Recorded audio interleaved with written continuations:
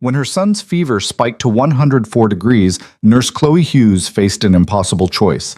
Let her baby die, or call the one man she swore she'd never contact again, the Greek crime lord who didn't know he had a son. One desperate phone call in a freezing Chicago apartment would shatter 18 months of hiding, unleash a world of armed convoys and brutal power plays, and force her to choose between the safety she built in the shadows and the dangerous truth she could no longer outrun. Like this story, and comment what city you're watching from so I can see how far my stories travel. Now, let's begin. The apartment was cold enough that Chloe Hughes could see her breath. She pulled the threadbare blanket tighter around Nikos, feeling the unnatural heat radiating from his small body, even through the fabric. 104.3 degrees. The digital thermometer had blinked the number at her 20 minutes ago, and it hadn't dropped despite the lukewarm bath. The infant acetaminophen, the desperate prayers whispered into his damp curls. 18 months old, and he was burning up from the inside out. "Shh, baby, Mama's here." Her voice cracked on the words. The studio apartment's single window rattled in its frame as February wind howled through the Chicago streets below. The radiator had been broken for 3 days. The landlord wasn't returning calls. She'd stuffed towels along the window ledge, but the cold still crept in like an unwelcome visitor, wrapping around them both. Nikos whimpered, his eyes glassy and unfocused. Those eyes, deep brown, almost black, framed by thick lashes that any woman would envy. Her eyes were hazel. His father's eyes were the color of Mediterranean nights, dark and fathomless and dangerous. She pushed the thought away, but it clawed back immediately. The fever wouldn't break. She'd tried everything in her arsenal, every trick she'd learned in nursing school, every intervention she'd performed in the pediatric ER during her rotations. Nothing was working. His little chest rose and fell too rapidly, his breathing shallow and strained. She pressed her lips to his forehead and tasted salt and fear. This wasn't just a fever anymore. This was something worse. The responsible thing would be to call 911, to let the paramedics rush him to Northwestern or Rush, to trust the system she'd worked within for years. But Chloe Hughes had learned the hard way that systems had cracks, and people fell through them all the time. People like her. People who were hiding. She glanced at her phone on the kitchen counter. The screen was cracked from when she'd dropped it last month, spiderwebbing across the glass like her fracturing composure. Her checking account balance glowed in her mind. $473. Her next shift at the urgent care clinic wasn't until Friday. It was Monday.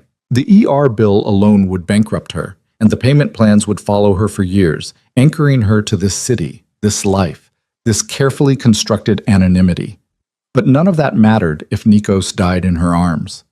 She laid him gently in the portable crib she'd wedged between her bed and the kitchenette, tucking the blanket around him even though his skin was scorching. He didn't cry. That was what terrified her most. For the past 6 hours, he'd barely made a sound, just those awful, shallow whimpers that didn't sound like her vibrant, babbling boy at all. Chloe walked to the window and stared out at the street below. Snow had started to fall, fat flakes that dissolved on contact with the pavement. A couple hurried past, wrapped in matching scarves, laughing about something. Normal people living normal lives, unburdened by the weight of impossible choices. She'd been one of them once. Before Athens. Before Andreas. Her phone was in her hand before she'd consciously decided to pick it up. Muscle memory, maybe. Or instinct. The same instinct that had kept her alive when she'd fled Greece with nothing but a positive pregnancy test and a one-way ticket to America. She scrolled through her contacts. The list was pathetically short.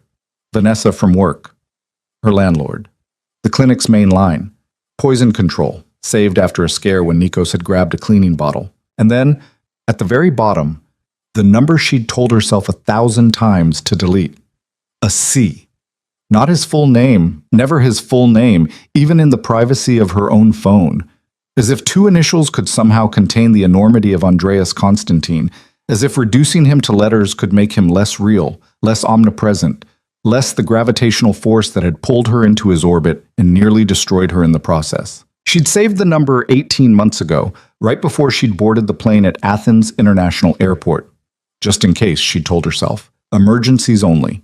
This qualified. Chloe's thumb hovered over the screen. Once she made this call, there would be no going back. Andreas Constantine didn't do half measures. He didn't negotiate. He didn't forgive. And he sure as hell didn't forget. She looked back at Nikos. His lips had taken on a faint blue tinge. Her thumb descended. The line rang once, twice. It was 4 in the morning in Chicago, which meant it was 11 a.m. in Athens. He'd be awake. Andreas never slept past dawn, something about the quiet hours giving him an edge, time to think, while his enemies were still unconscious and vulnerable. 3 rings, 4. Maybe he'd changed his number.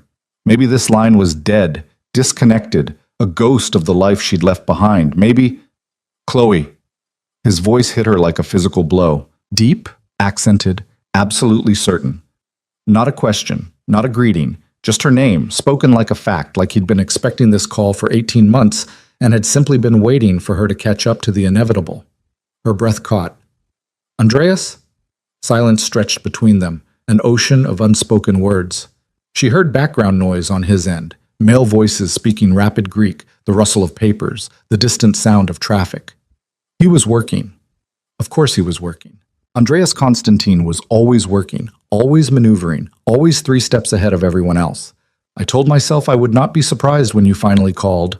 His English was perfect, flavored with just enough accent to remind her of late nights on his terrace overlooking the Acropolis, of whispered conversations that had felt like sharing secrets with the devil himself. Yet here I am, surprised. I need help. The words tasted like ashes. Clearly. A pause. Where are you? Chicago. Still running then? It wasn't a question, so she didn't answer. Nikos made a sound, a thin, reedy whine that barely carried across the room, but might as well have been a siren. Andreas heard it. She knew because the quality of his silence changed, sharpening into something predatory. What was that? Chloe closed her eyes. This was it. The moment she'd fled from, the truth she'd carried for 18 months like a bomb waiting to detonate. My son, he's sick. Your son. Andreas repeated the words slowly, tasting them. How old? She could lie, should lie. But what was the point? He'd know the moment he saw Nikos. Those eyes, that thick dark hair, the stubborn set of his jaw, even at 18 months old, pure Andreas Constantine, miniature but unmistakable.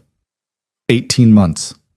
The silence that followed was absolute. She could picture him in her mind's eye, standing perfectly still, his expression unreadable, that dangerous intelligence working through the mathematics of her departure and the timing of this child. Andreas was many things, ruthless, calculating, terrifying when crossed, but he wasn't stupid. When he spoke again, his voice was very, very quiet. Tell me what is wrong with him. Fever, 104.3, rapid breathing, lethargic. I've given him acetaminophen, kept him hydrated, monitored his oxygen saturation with a pulse ox I borrowed from work. Nothing's helping. He needs a hospital, but I can't. Her voice broke. I can't afford it. And if I take him to the ER, there'll be records and I just... Address. It was a command, not a request. She gave it to him. The words felt like surrender. Do not move. Do not call anyone else. Do not take him anywhere. Each sentence was a bullet. I will handle this. Andreas, you're in Greece. You can't just... I have a plane. Of course he did. I can be wheels down at O'Hare in 9 hours, but that is too long. I will send someone closer. Send someone? Alarm bells rang in her mind. Who? People I trust. Your people, she laughed, the sound bitter. Your criminals, you mean. My family. The correction was razor sharp. And they will keep your son alive until I arrive. Unless you would prefer to continue this debate while he deteriorates? Nikos whimpered again, louder this time. Chloe turned to look at him. His small chest was heaving now, working too hard for air. Medical training overrode everything else. Send them. They will be there within the hour. There is a doctor, Dimitri Kostas. He is discreet. Discreet. The word dripped with implications. Chloe. Andreas's voice changed, losing some of its edge. Not softer exactly, but more focused. Like he was looking directly at her through the phone, through the distance, through 18 months of silence. I do not know why you ran. I do not know why you chose to hide this from me, but I know you, and I know you would not call me unless you had exhausted every other option. So let me help. Let me send the doctor, and then, when I arrive, you and I will discuss the rest. The rest? As if their history could be summarized so simply. As if the fact that she'd fled Greece while pregnant with his child was just a minor detail to be ironed out over coffee. Okay, she whispered. Keep him cool. Monitor his breathing. If it worsens before Dimitri arrives, call me back immediately. Okay. Chloe. He paused. What is his name?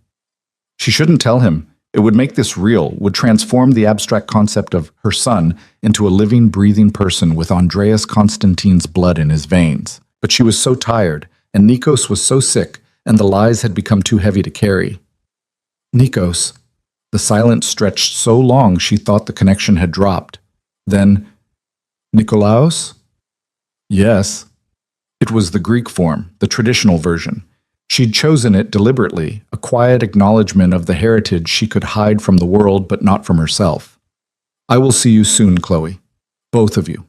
He ended the call. She stood there, phone pressed to her ear, even after the line went dead, feeling the foundation of her carefully constructed life crack and shift beneath her feet. She'd built this existence brick by brick.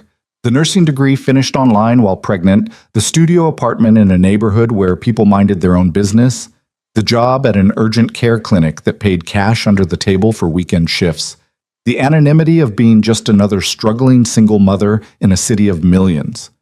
All of it was about to come crashing down. Because Andreas Constantine didn't do anything halfway. She knew that. Had known it the first night she'd met him, when he'd walked into the charity gala in Athens like he owned not just the room, but the entire city. She'd been waitressing, working for the catering company to make extra money during her year abroad. He'd been holding court, surrounded by men in expensive suits who laughed too loud at his jokes, and women who watched him like prey eyeing a predator they couldn't help but approach. Their eyes had met across the room, and everything had changed. No, she couldn't think about that now. Couldn't let herself remember the way he'd cornered her in the gallery, the way his hand had felt on her lower back, the way he'd spoken to her like she was the only person in the world who mattered. Those memories were dangerous. They made her forget why she'd run. Nikos cried out, a sharp sound of distress that jolted her back to the present.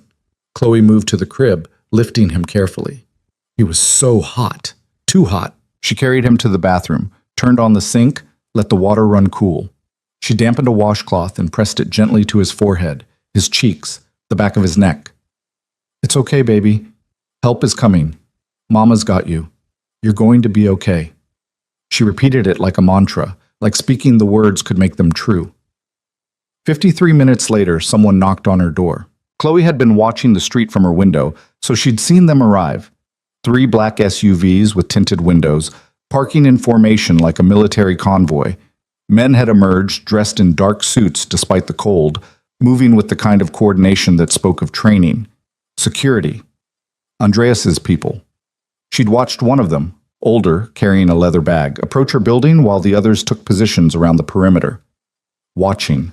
Guarding. As if her shabby apartment building in this shabby neighborhood was suddenly Fort Knox.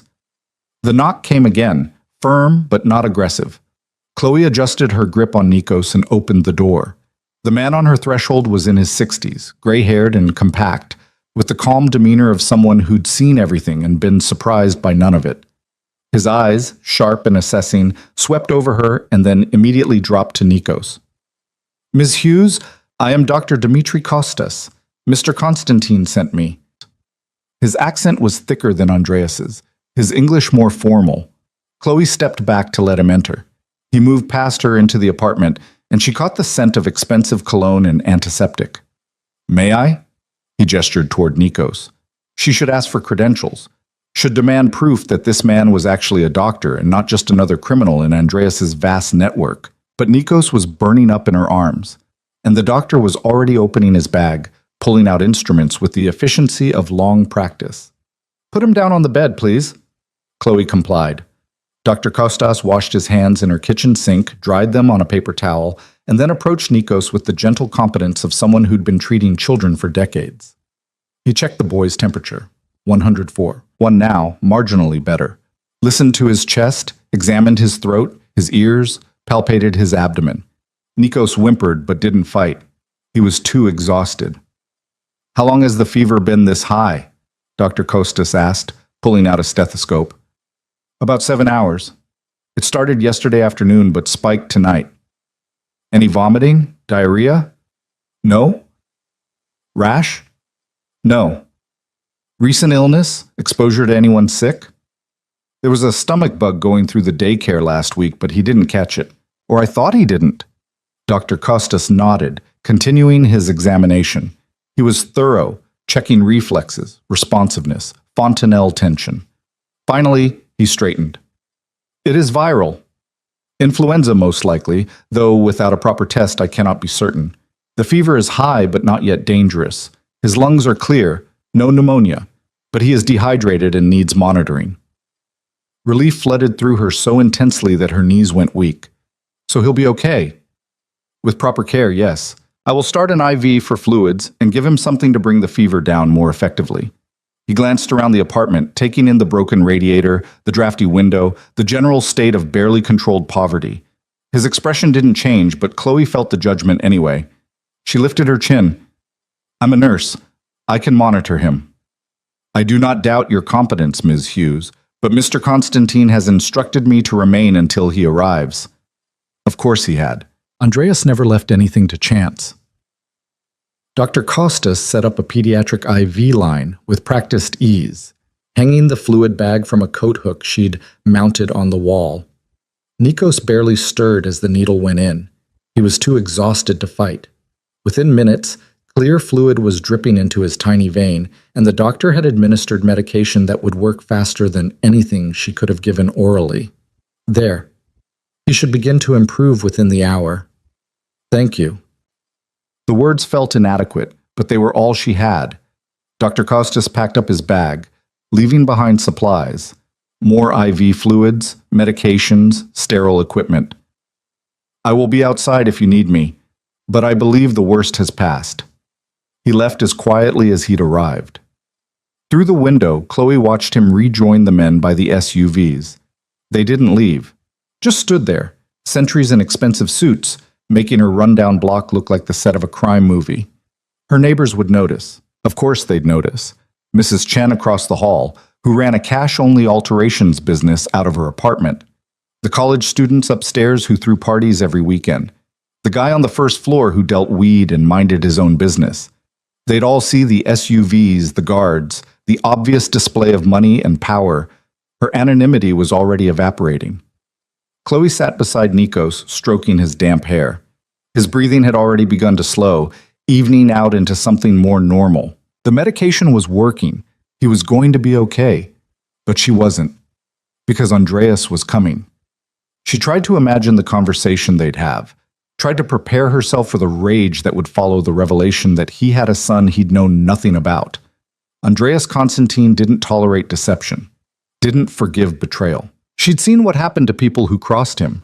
Hadn't witnessed the violence directly, but she'd heard the whispers, seen the fear in the eyes of men who owed him money or loyalty or both. What would he do to the woman who'd stolen 18 months of fatherhood? The hours crept past. Nikos's fever broke around sunrise, dropping to 100.2. He nursed a bottle, keeping the fluids down. Color returned to his cheeks. By 8 a.m., he was sleeping peacefully, looking like himself again instead of a frighteningly fragile imitation. Chloe hadn't slept, couldn't. She sat by the window watching the street, drinking terrible instant coffee and waiting for the other shoe to drop. It dropped at 10:47 a.m. The SUVs that had been parked outside were joined by others, a convoy that stretched down the block. Sleek, black, expensive vehicles that looked like they belonged to a head of state, not a man who technically didn't exist in any official capacity. Andreas Constantine had no public profile, no Wikipedia page, no social media presence. He was a ghost who moved billions of dollars and controlled half the shipping in the Mediterranean through a network of legitimate businesses and less legitimate arrangements. And he was about to walk into her apartment. Chloe stood, smoothing down her wrinkled scrubs. She was still wearing yesterday's clothes. She caught her reflection in the small mirror by the door. She looked exactly like what she was. Exhausted, terrified, backed into a corner with no way out. The knock, when it came, was different from Dr. Kostas's. Heavier. more assured. She opened the door. Andreas Constantine stood in her doorway like a dark angel, all 6 feet 3 inches of him, dressed in black slacks and a charcoal coat that probably cost more than her annual rent. His hair was shorter than she remembered, cropped close in a style that emphasized the sharp angles of his face. Those eyes, God, those eyes, locked onto hers with an intensity that stole her breath. He looked exactly the same. No, he looked harder, sharper, like the past 18 months had honed him into an even more dangerous version of himself. Chloe. Her name on his lips was a complete sentence, accusation and greeting and possession all at once. She stepped back. Andreas. He moved into the apartment, and suddenly the space felt impossibly small. He dominated it without trying, his presence too large for the shabby walls. His gaze swept the room, cataloging everything: the broken radiator, the makeshift kitchen, the portable crib where Nico slept. Andreas moved toward the crib like a man drawn by gravity. Chloe's heart hammered. She wanted to stop him, to stand between him and Nico's, to protect her son from the reality that was about to crash down on all of them. But her feet wouldn't move. Andreas looked down at the sleeping child. The silence stretched so long it became unbearable. Then Andreas reached out, slowly, carefully, like he was approaching something precious and breakable, and brushed his fingers against Nikos' cheek. The boy stirred but didn't wake, just made a soft sound and shifted under his blanket. "He has my eyes," Andreas said quietly. "Yes." "My hair." "Yes." "My—" His voice caught, actually caught. Andreas Constantine, who negotiated with warlords and politicians without blinking, who'd built an empire on ice-cold control, sounded like someone had punched him in the chest. "He is mine." It wasn't a question, but Chloe answered anyway. "Yes." Andreas turned to look at her, and the expression on his face made her step back instinctively. It wasn't anger. Anger she could have handled. This was something rawer, more dangerous. Betrayal and wonder and fury, and something else she couldn't name, all warring for dominance. "You took him from me." "I left." "You were pregnant." "Yes." "And you did not tell me." "No." "Why?" The single word was a blade. Chloe wrapped her arms around herself. "Because you would have trapped me." "Trapped you." He repeated the words like they were in a foreign language. "I offered you everything." "You offered me a cage." The words came out sharper than she'd intended. 18 months of justification and fear and loneliness compressed into a single sentence. "A beautiful cage, but a cage nonetheless. You don't love people, Andreas. You collect them, control them, own them. And so you stole my son." "I protected him." "From his father." Andreas moved closer, each step deliberate. "From me. From your world." She held her ground even though every instinct screamed at her to retreat. From bullets and bodyguards and enemies who would use a child as leverage. From growing up thinking that power and fear are the same as love. "You think I would not have protected him?" His voice dropped to something lethal. "You think I would have allowed any harm to come to my son? I think you would have suffocated us both." Tears burned behind her eyes, but she refused to let them fall. "I think you would have turned me into a prisoner in a penthouse and him into an heir to an empire built on blood. I think you would have loved him fiercely and ruined him completely, because that's what you do, Andreas. You take beautiful things and you twist them into weapons." He stared at her. "You truly believe that?" "I lived it. You lived 6 months of falling in love with me and then ran before we could build something real. We were never going to build something real." The words exploded out of her. "You don't do real, Andreas. You do possession, and I wasn't going to raise my son in that. Our son." He bit off each word. "Nikolaos is our son, Chloe. Not yours alone. And you had no right to make that choice without me." He was right. She knew he was right, but she'd made the choice anyway, and she'd live with it. "I know," she said quietly. Andreas looked like he wanted to argue more, to tear apart her reasoning with the surgical precision he applied to everything. But then Nico stirred, making a small sound of waking. Both of them froze. The boy's eyes opened, those dark, dark eyes that were pure Andreas, and he looked around with the confused expression of a child waking in the middle of the day. His gaze landed on Chloe first, and he smiled, reaching for her. Mama. She moved to the crib, lifting him carefully. The IV had been removed hours ago, and his fever was gone. He looked like himself again, healthy, alert, beautiful. Hi, baby. How do you feel? Nikos pressed his face against her shoulder, then turned his head to peer at the stranger in the room. Andreas hadn't moved, hadn't spoken. He was staring at Nikos like a man witnessing a miracle and a catastrophe simultaneously. The boy studied him with a toddler's frank curiosity, taking in the dark clothes, the sharp features, the intense focus. Then he smiled, that wide, gap-toothed grin that could light up a room, and reached out one small hand toward Andreas. The sound Andreas made was barely human. He closed the distance in 2 strides, bringing himself close enough that Nikos could touch him. The boy patted Andreas's cheek with chubby fingers, babbling something incomprehensible. Andreas stood absolutely still, like he was afraid any movement would shatter the moment. He trusts easily, Chloe said softly. Like his mother, Andreas's eyes never left Nikos. You trusted me once. Once. Before you ran. Before I learned better. Andreas finally looked at her, his expression unreadable. I am not leaving here without him, Chloe. Fear spiked through her. You can't just take him. I can. I have lawyers, resources. I could have a custody suit filed within the hour and a judgment within the week. His voice was matter-of-fact, which made the threat more terrifying. I could take him to Greece where you would never see him again. I could do many things. Please, the word was ash in her mouth. Please don't. But I will not. He held her gaze. Because despite what you believe, I do not wish to cause him harm, and taking him from his mother would harm him. Relief was dizzying. Thank you.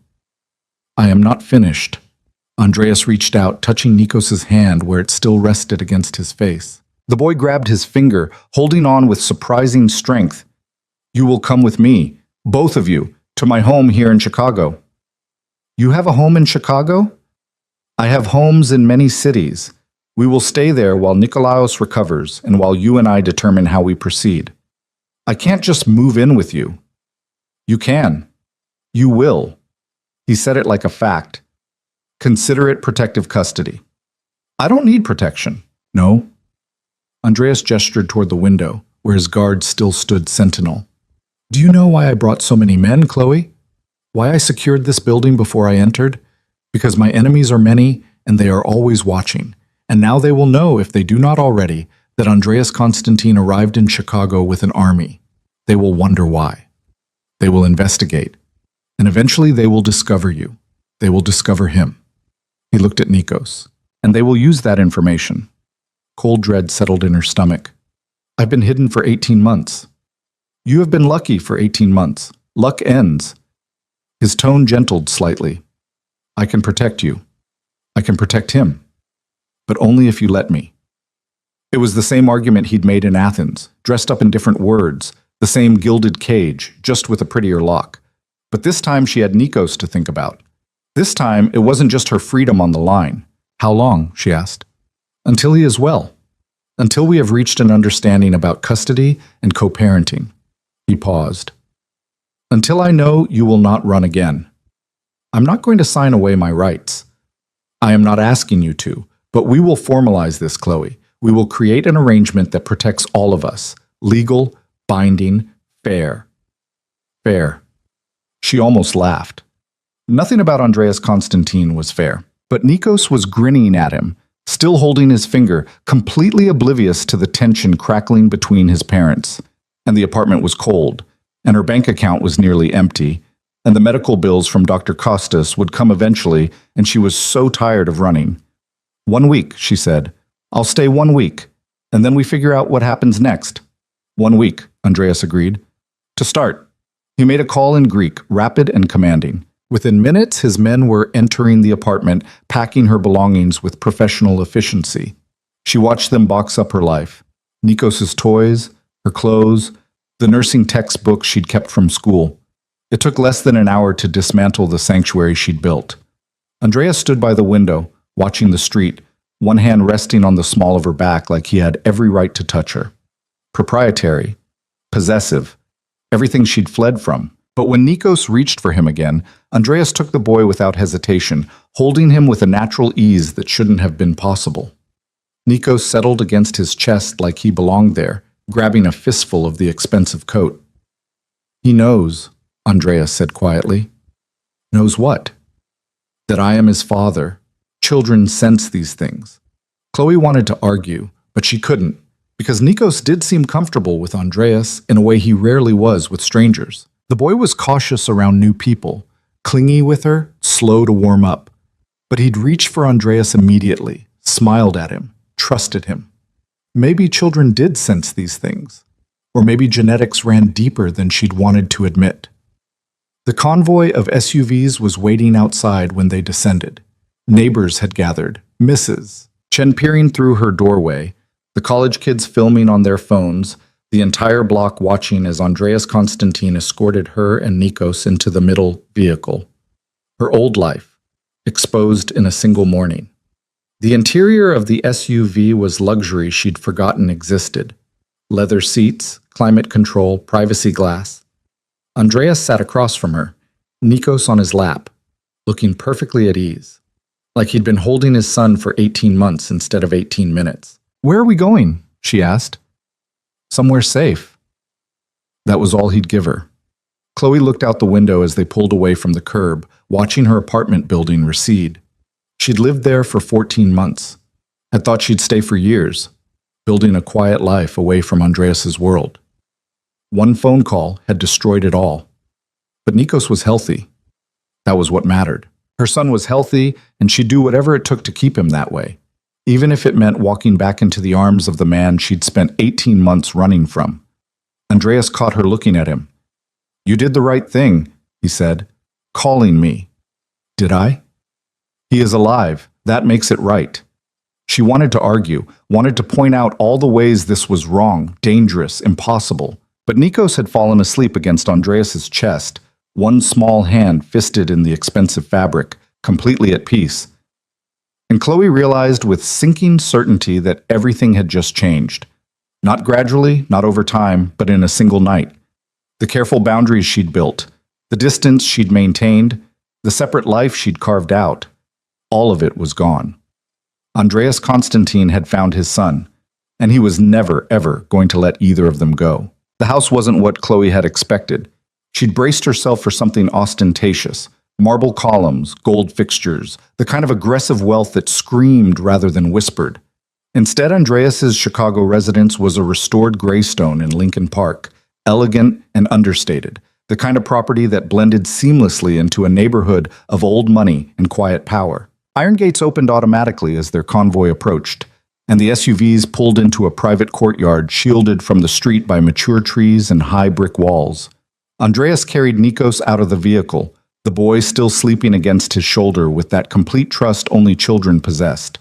Chloe followed, her legs unsteady after the 40-minute drive through Chicago traffic. She'd watched the city transform through the window, her shabby neighborhood giving way to increasingly polished blocks, the transition from survival to luxury happening in the space of a few miles. "This way." Andreas moved toward the entrance with the confidence of someone who owned not just the house, but the ground it stood on. The front door opened before they reached it, revealing a woman in her 50s with steel gray hair pulled into an immaculate bun. "Mr. Constantine, welcome home." Her accent was Greek, her English precise. Her eyes flickered to Chloe, then to the sleeping child in Andreas's arms, and something shifted in her expression. Recognition, maybe, or calculation.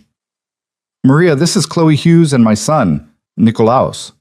Andreas said it simply, without preamble or explanation, as if introducing his secret child was as routine as commenting on the weather. Maria's composure didn't crack, but Chloe saw the slight widening of her eyes. "Your son?" "Yes." Andreas moved past her into the foyer. "Please prepare the East Bedroom suite. Chloe will need privacy, and have Dr. Costas come by this evening to check on Nikolaos." "Of course." Maria turned to Chloe, her expression warming slightly. "Welcome, Ms. Hughes. Is there anything I can get for you? Tea? Coffee?" "I'm fine, thank you." Chloe's voice sounded thin in the cavernous entryway. The house was beautiful in a way that made her acutely aware of her wrinkled scrubs and unwashed hair. Hardwood floors gleamed under ambient lighting. Original artwork lined the walls, not reproductions, but real pieces that probably cost more than most people earned in a year. Andreas was already climbing the staircase, Nikos still secure in his arms. Chloe followed, trailing behind like a guest in a museum, afraid to touch anything. The east bedroom suite turned out to be larger than her entire apartment. Floor-to-ceiling windows overlooked a private garden. The furniture was modern, but warm. A king-sized bed with crisp white linens, a sitting area with a velvet sofa, a door that led to what she assumed was the bathroom. Andreas moved through an adjoining door into a second room, this one clearly meant to be a nursery or child's bedroom. He laid Nikos carefully on the bed, adjusting pillows around him to prevent rolling. The boy stirred but didn't wake, just sighed and settled deeper into sleep. For a long moment, Andreas simply stood there, looking down at his son. Chloe watched from the doorway, unable to move, unable to look away from the expression on his face. She'd seen Andreas negotiate million-dollar deals without blinking. She'd seen him dismiss men with a single glance. She'd never seen him look vulnerable before. "He is perfect," Andreas said quietly. "Yes. You did well, raising him alone." The unexpected praise made her throat tight. "I did what I had to do. You should not have had to do it alone." He turned to face her, and the vulnerability was gone, replaced by something harder. "But that is my fault, as much as yours." "Your fault? I made you afraid." He said it plainly, without defensiveness. "In Athens, I moved too fast, pushed too hard. I saw what I wanted and I took it without asking if you wanted the same thing." Chloe stared at him. "Are you actually admitting you were wrong?" "I am admitting I made tactical errors." A slight smile ghosted across his mouth. "I'm a possessive man, Chloe. I do not apologize for that. But I should have realized that possession without consent is just another word for imprisonment. That's the closest thing to an apology I've ever heard from you. Then treasure it. You will likely not hear another." He moved toward her, each step deliberate. "But I want you to understand something. What happened in Athens, the way I claimed you, the way I wanted to keep you, that has not changed. I still want those things. I still want you." Her breath caught. "Andreas, but I have learned patience." He stopped directly in front of her, close enough that she could smell his cologne, that familiar scent of cedar and something darker. "I will not force you into my life. I will not trap you. But I will not let you run again either. We will find a balance, for his sake." He glanced back at Nikos. "And perhaps, eventually, for ours." "There is no ours." The words came out weaker than she'd intended. "No?" Andreas reached out, tucking a strand of hair behind her ear.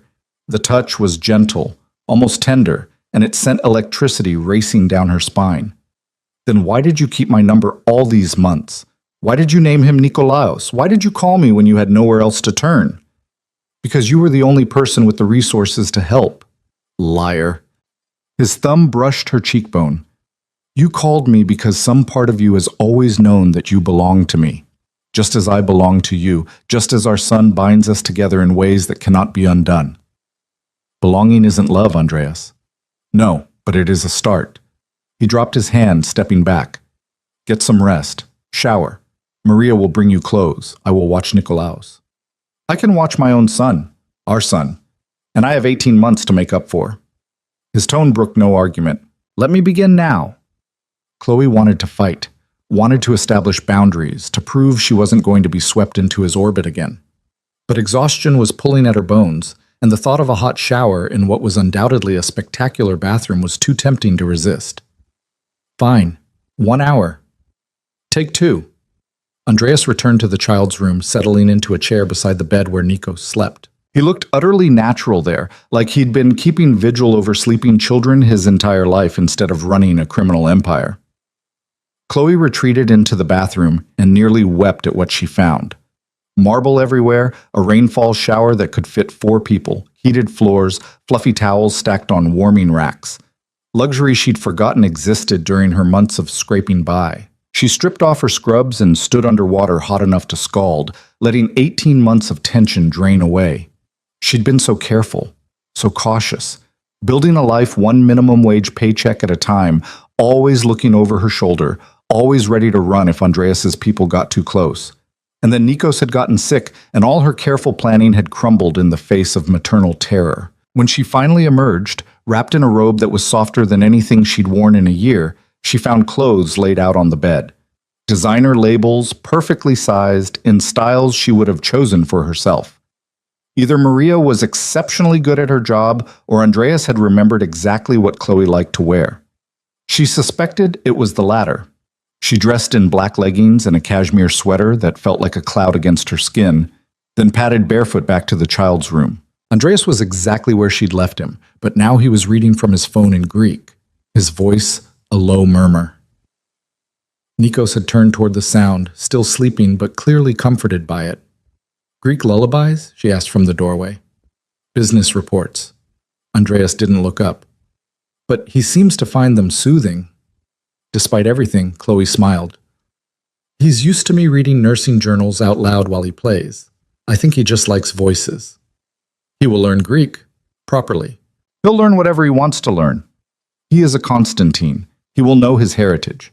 Andreas finally looked at her, his gaze sweeping over her appearance. You look better. I feel almost human again. Come, sit. He gestured to a second chair that had been brought in. We should talk. Chloe sat, maintaining careful distance between them. About what? Everything. Andreas set his phone aside. But we will start with the practical matters. You cannot go back to your apartment. I figured as much. You will stay here. I have security that cannot be breached, protection that extends beyond these walls. Nikolaos will be safe. And what about my job? My life? What life, Chloe? He said it gently, but the words still stung. You were working illegal shifts at an urgent care clinic for cash under the table. You were living in an apartment with a broken radiator that you could barely afford. You had no friends, no support system, no safety net. That is not a life. That is survival. Was my survival. My choice. And you chose poorly. He held up a hand before she could argue. I understand why. I understand you were afraid. But poverty does not equal freedom, and struggling alone does not make you strong. It just makes you tired. So what? I'm supposed to let you fix everything? Let you pay for everything? Yes. He said it simply. I am obscenely wealthy, Chloe. I have more money than I could spend in 10 lifetimes. Let me use it to make your life easier, to make his life better. In exchange for what? Access. Andreas looked at Nikos. I want to know my son. I want to be present in his life, not as a stranger who sends money, but as his father. You live in Greece. I live everywhere. I have homes in Athens, London, New York, here. I travel constantly for business, but I will make time. I will rearrange my schedule. I will be present. He met her eyes. I give you my word. Your word. She wanted to scoff, but there was something in his expression that stopped her. And what happens when your world comes crashing in? When your enemies decide Nikos is a target? Then I will destroy them. He said it matter-of-factly, like discussing the weather. Completely, without mercy. Anyone who threatens what is mine learns very quickly to regret it. That's not reassuring, Andreas. That's terrifying. Good. It should be. Because I need you to understand the reality of who I am. He leaned forward, elbows on his knees. I am not a good man, Chloe. I have done things that would horrify you. I operate in shadows and gray areas. I make deals with people you would cross the street to avoid. But I protect what is mine with absolute ruthlessness. And Nikolaos is mine, as are you. I'm not yours. You're the mother of my son. That makes you mine in every way that matters. His voice dropped. But more than that, you are the woman I let slip away once. I will not make that mistake again. This isn't Athens. You can't just declare ownership and expect me to comply. No, but I can make you an offer. Andreas sat back. Live here. Let me provide for you and Nikolaos. In exchange, I want shared custody. Legal, formal, binding. When I am in Chicago, I see him. When I travel, you can choose to come with me or stay here, but I will have regular video calls. And when he is old enough, he will spend time in Greece, learning about his other heritage. That's not an offer. That's a demand. It is a negotiation, so negotiate. He spread his hands. What do you want, Chloe? Name it. She stared at him. You're serious. Completely. You want independence? I will give you access to funds, not controlled by me, in your own name. You want education? I will pay for you to finish any degree you want. You want space? This house is large enough that we can live separate lives under the same roof. Tell me what you need, and I will provide it. But I will not be shut out of my son's life. That is non-negotiable. Chloe's mind raced. This was Andreas Constantine at his most dangerous. Not angry, not threatening, but coldly logical. Presenting options that looked like freedom, but were really just longer leashes. And yet, what choice did she have? He was right about her life. She'd been barely surviving, one illness or accident away from complete disaster. I want guarantees, she said finally. Name them. If I'm living here, I need my own space. A room for me, a room for Nikos, and you don't enter without permission. Agreed. I want access to my own money, not an allowance, a real account with real funds that I control. I will transfer $1 million tomorrow, more if you need it. She blinked. 1 million? That's insane. That is barely pocket change, Chloe. I made more than that in the time it took us to drive here. He waved it away. What else? I want legal protection. If something happens to you, I want custody of Nikos guaranteed. No relatives swooping in to claim him. Andreas's expression darkened. My family in Greece is extensive and predatory. I agree completely. I will have papers drawn up immediately. If I die, Nikolaos goes to you, with a trust that ensures he is provided for. And I want the right to leave. She said it firmly, even though her voice shook. If this doesn't work, if I feel unsafe or trapped, I can take Nikos and go. No legal battles, no custody fights. No! His response was immediate and absolute. Andreas, no, Chloe. I will give you almost anything, but I will not give you permission to steal my son again. He stood, towering over her. You want to leave? Leave. I will not stop you. But Nikolaos stays and we go to court, and I promise you that I have better lawyers and more resources and I will win. That's not fair. Life is not fair. But I am being more generous than you deserve. His eyes flashed. You took 18 months from me. 18 months I will never get back. I did not see him born. I did not hear his first word or watch his first steps. I missed everything because you decided I was not worthy of being his father. I was protecting him. You were protecting yourself. Andreas's control finally cracked. You were afraid I would consume you, so you ran. But you did not just run from me, Chloe. You ran from us, from what we could have built together, and you took my son to justify it. That's not true, isn't it? He moved closer, his presence overwhelming. Tell me honestly, did you think about me?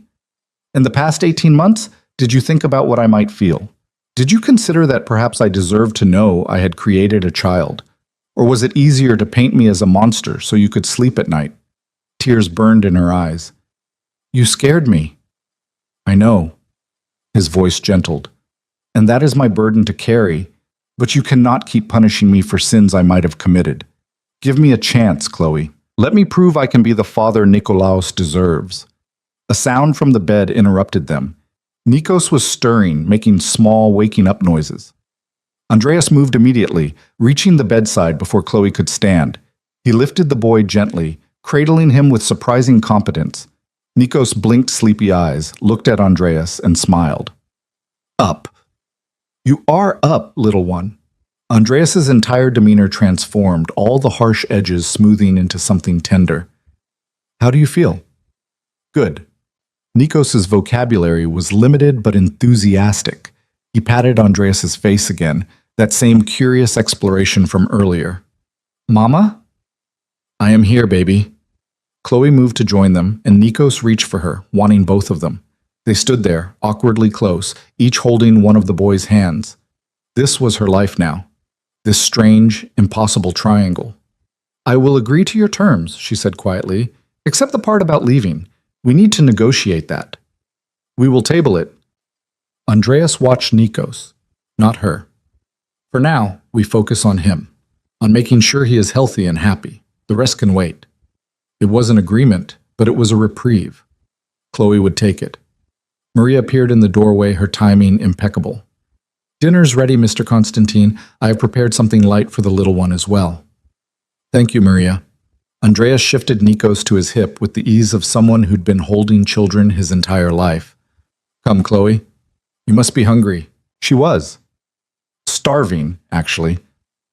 The adrenaline of the past 24 hours had burned through every calorie she had. Dinner was served in a dining room that could have seated 20 but had been set intimately for 3. Maria had prepared Greek dishes, lamb, roasted vegetables, fresh bread, and for Nikos, plain pasta with butter and steamed carrots cut into small pieces. The boy ate enthusiastically, making a mess and chattering in his limited vocabulary, completely oblivious to the tension between his parents. Andreas watched him with the focus of someone memorizing every detail.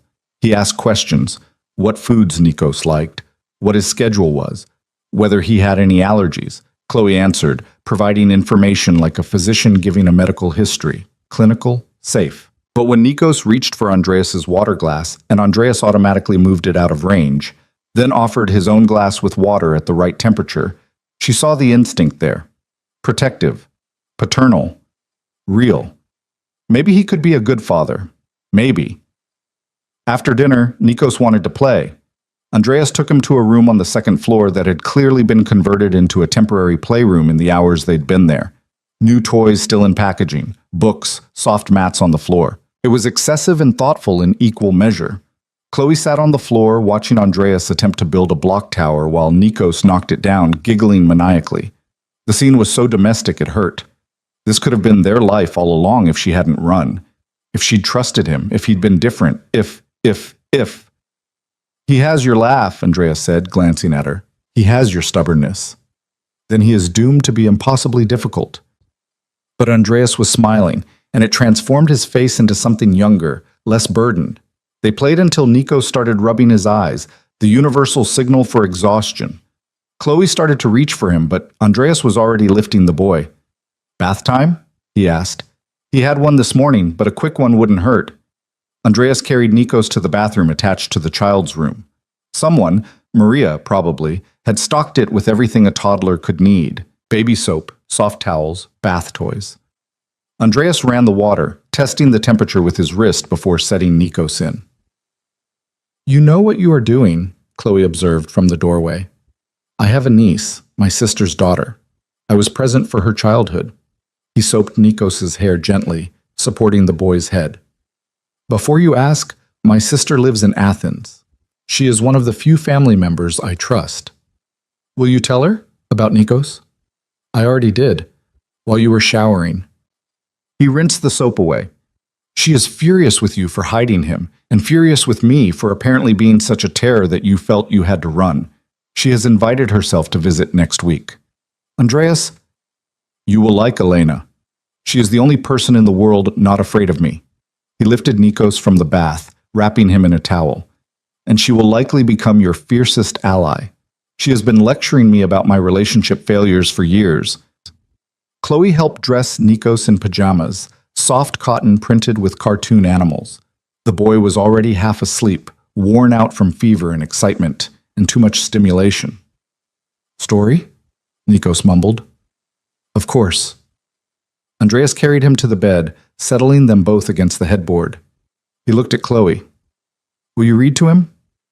She selected a book from the shelf, Goodnight Moon, a classic, and curled up on the other side of Nikos. The three of them, together, reading a story about saying goodnight to the world. It was painfully normal, painfully perfect. Nikos fell asleep before she reached the end, his breathing evening out into the deep rhythm of childhood slumber. Chloe carefully extracted herself, but Andreas remained, holding their son, looking down at him with an expression she couldn't decipher. I will stay tonight, he said quietly. In the chair, in case he wakes. Andreas, you don't have to. I want to. He met her eyes. I have lost 18 months. I will not lose another night. There was no arguing with that kind of determination. Chloe retreated to her own room, climbing into the enormous bed that felt too soft after months on a worn mattress. She should sleep, should rest, but her mind wouldn't quiet. She'd made a deal with the devil tonight, traded her independence for security, her freedom for protection. But as she lay there in the darkness, She couldn't shake the memory of Andreas's face when he'd looked at Nikos. The wonder, the pain, the love. Maybe he wasn't a devil after all. Maybe he was just a man who'd been given something precious and didn't know how to hold it without crushing it. Or maybe that was just wishful thinking. Chloe closed her eyes, but sleep was a long time coming. And when it finally arrived, she dreamed of Athens, of moonlight on marble, of strong hands and dangerous promises, of a life she'd almost lived before fear had driven her away. In the room next door, Andreas sat vigil over his sleeping son, memorizing every feature, every breath, every small movement. He'd meant what he'd told Chloe. He would not lose another moment, would not let her run again, would not fail at this. He had built an empire through strategy and ruthlessness. Surely he could navigate fatherhood. Surely he could find a way to keep them both, his son and the woman who'd given him life. Surely he could become the man they needed him to be. Outside, guards patrolled the perimeter. Inside, a family, fractured but forming, tried to find their footing. And in the morning, the real work would begin. The nightmare began at 3 a.m. with the sound of breaking glass. Chloe jerked awake, her nurse's instincts screaming danger before her conscious mind caught up. She was out of bed and moving toward Nikos's room before she fully understood what she'd heard. The hallway was dark, but she knew the layout well enough now to navigate without light. She'd nearly reached the door when Andreas emerged from the shadows, moving with lethal silence. He was dressed in black, a gun in his hand that he'd produced from somewhere. His entire demeanor transformed from the gentle father of hours ago into something far more dangerous. "Stay here," he commanded, his voice barely a whisper. "Like hell, that's my son in there." "Our son, and he is safe. The glass was downstairs." Andreas pressed something into her hand, her phone's like, "Lock yourself in his room. If anyone comes through that door who is not me or one of my men, you call the number I am texting you right now, and you do not stop screaming." "Andreas, what's happening?" "Someone breached the perimeter." His expression was granite. "Stay with Nikolaos." He was gone before she could argue, moving down the hallway with the fluid grace of someone trained for violence. Chloe pushed into Nikos's room, her heart hammering.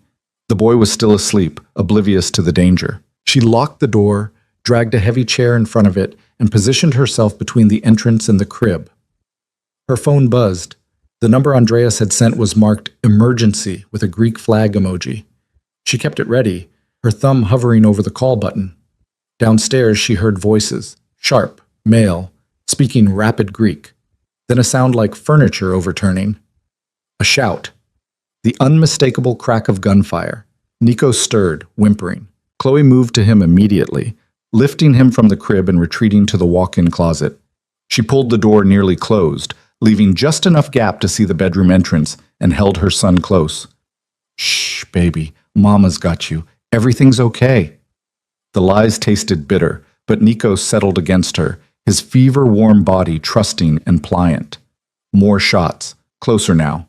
Chloe's medical training cataloged every sound, the difference between shots fired and shots hitting their target, the timbre of male voices in pain versus anger. She counted seconds, then minutes, her entire world narrowing to the weight of her son in her arms and the terrible silence that followed violence. Then footsteps in the hallway.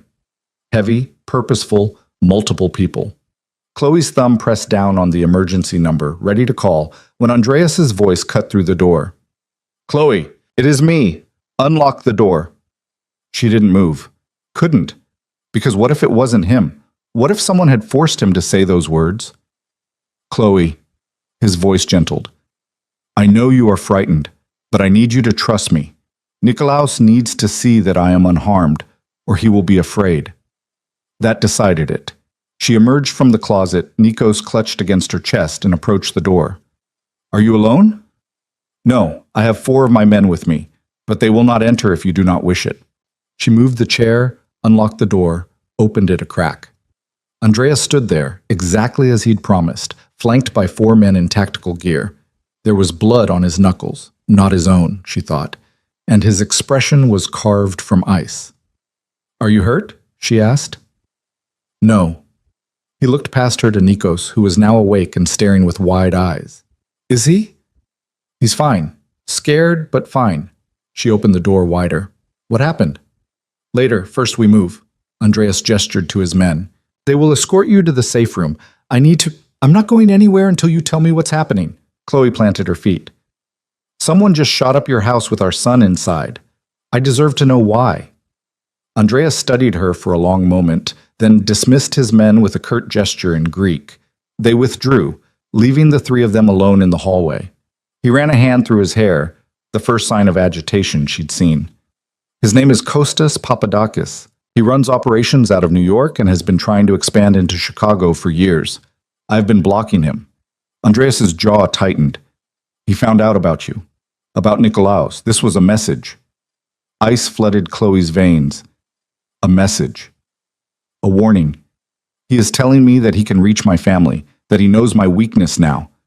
Andreas looked at Nikos, something terrible and tender crossing his face. He is telling me to negotiate. So negotiate. The words came out sharper than intended. Give him what he wants. It is not that simple. Make it that simple. Chloe shifted Nikos to her other hip. The boy had buried his face against her neck, his small body trembling. I don't care about your territory or your empire or whatever this is about.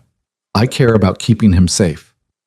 As do I, which is why I cannot simply concede to Papadakis. Andreas stepped closer, his voice dropping. If I show weakness, if I negotiate from a position of fear, every enemy I have will know they can manipulate me by threatening what I love. It will never end, Chloe. The attacks will continue until either I am destroyed or I destroy them all. That's insane. That is my world. He said it without apology. And now it is yours as well. Because the moment Papadakis discovered Nikolaos, you both became targets. Moving you somewhere else will not help. He will find you. Hiding will not work. He has resources. The only solution is to end this, permanently. Chloe's stomach turned. You mean kill him? I mean neutralize the threat by whatever means necessary. Andreas reached out, touching Nikos's back with surprising gentleness. I will not lose my son to my enemy's ambitions. I will burn the world before I allow that. You're talking about murder. I'm talking about protection, about ensuring that when Nikolaos grows up, he does not have to fear men like Papadakis. Andreas's eyes met hers. You wanted honesty? Here it is. I have killed before. I will kill again if necessary, and I will not apologize for doing whatever it takes to keep you both safe. Nikos lifted his head, looking between them with confused eyes. Mama sad? Chloe forced a smile, stroking his hair. No, baby, Mama's just tired. Down. He wriggled, wanting to be put down, but she held on tighter. Andreas made a soft sound, then held out his arms. Come here, little one. Let Mama rest her arms. To Chloe's surprise, Nikos reached for him immediately. Andreas took the boy, settling him against his chest, and Nikos relaxed instantly, trusting this near stranger in a way that should have been impossible. He knows you, Chloe said quietly. Children are wiser than adults. They see what is real, not what they fear. Andreas carried Nikos toward the window, keeping well back from the glass. Look, Nikolaos, the sun will rise soon. Do you see the sky changing? It was true. The blackness was fading to deep blue, dawn approaching. Nikos watched with the fascination only small children could muster for everyday miracles. I need to move you both, Andreas said, not looking away from the window. Not far, but somewhere more secure while I handle Papadakis. Where? I have a compound north of the city, technically a estate, but built like a fortress. 24-hour security, controlled access, safe room that could withstand a siege. He glanced at her. You will hate it. Why? Because it is exactly the kind of gilded cage you accused me of building in Athens. His smile was grim. But it is necessary, just until this is resolved. Chloe wanted to argue, wanted to insist there had to be another way. But she kept seeing the fear in Nikos's eyes when the gunshots had echoed through the house. Kept imagining what would have happened if Andreas's security had failed, if Papadakis' men had reached them. How long? She asked. A week, maybe less if I can force a meeting sooner. And then what? You kill him and move on to the next enemy? If necessary. Andreas turned to face her fully. I will not lie to you, Chloe. This is what my life is. This is what being with me means. Danger and violence and threats that never completely disappear. If you cannot accept that, if you cannot live with it, then I will provide you protection elsewhere. I will ensure you and Nikolaos are safe, but I will not change who I am. I'm not asking you to change. Are you not? He tilted his head. You fled Athens because you were afraid of my world. Now that world has found you anyway, so I'm asking, truly asking, can you accept it? Can you stay? Nikos was playing with Andreas's collar, babbling softly to himself, completely unaware of the weight of the conversation happening around him. Chloe looked at her son, at the man holding him, at the impossible situation she'd found herself in. I don't have a choice, she said finally. You always have a choice. Not really, because if I leave, you'll fight me for custody, and even if I won, Papadakis would still come after us. You said it yourself, hiding won't work. She crossed her arms. So, yes, I'll go to your fortress. I'll accept your protection, but I'm not doing it for you, Andreas. I'm doing it for him. I know. He didn't look offended. And I am grateful nonetheless. They packed what little they'd brought, though Maria assured them everything they needed would be at the estate. The convoy that assembled in the courtyard was even larger than before, 8 SUVs, all black, all armored. Andreas placed them in the center vehicle, surrounded on all sides by his people. The drive took an hour, heading northwest through Chicago's suburbs and then beyond, into areas where estates sprawled across acres, and neighbors were measured in miles rather than feet. The compound was exactly what Andreas had promised, a sprawling property surrounded by high walls, with guard posts at regular intervals, and technology Chloe couldn't begin to identify monitoring every approach. The main house was beautiful in an austere way, all clean lines and bulletproof glass. Andreas carried Nikos inside and Chloe followed, feeling like she was walking into a maximum security prison disguised as a luxury home. The entire second floor is yours, Andreas said, leading them up a sweeping staircase.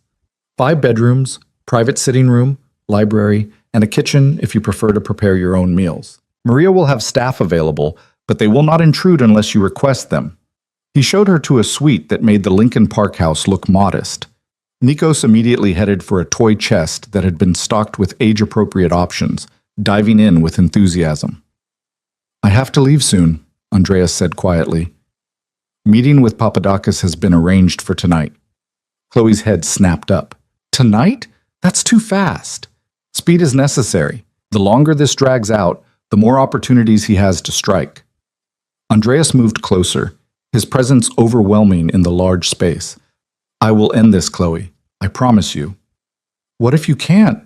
What if he's stronger than you think? Then I will die trying to protect my family. He said it simply without drama. But I do not intend to die. I am very good at what I do. This isn't a negotiation, is it? You're going there to kill him. Andreas was silent for a long moment. I'm going there to offer him one chance, a deal that allows us both to walk away. If he is smart, he will take it. If he is not, he let the implication hang. Andreas, she grabbed his arm. Don't do this, please. There has to be another way. There is not. He covered her hand with his. But I need you to promise me something. If this goes wrong, if I do not return, you will listen to Maria. She knows where the documents are. Custody papers giving you full rights to Nikolaos, access to accounts that will keep you both comfortable. She will get you out of the country if necessary. Stop talking like you're going to die. I am not planning to, but I am also not foolish enough to ignore the possibility. Andreas lifted her hand, pressed his lips to her knuckles. The gesture was old-fashioned, intimate. Take care of our son, and know that everything I do for both of you. He was gone before she could respond, striding out of the room with the confidence of a man walking into battle. Chloe stood there, her hand still tingling from his kiss, her heart in her throat. Nikos looked up from his toys. Dada? The word stopped her heart. What did you say? Dada. He pointed toward the door where Andreas had disappeared. Dada go? Chloe knelt beside him, smoothing his dark hair. Yes, baby. Dada had to go. But he'll come back.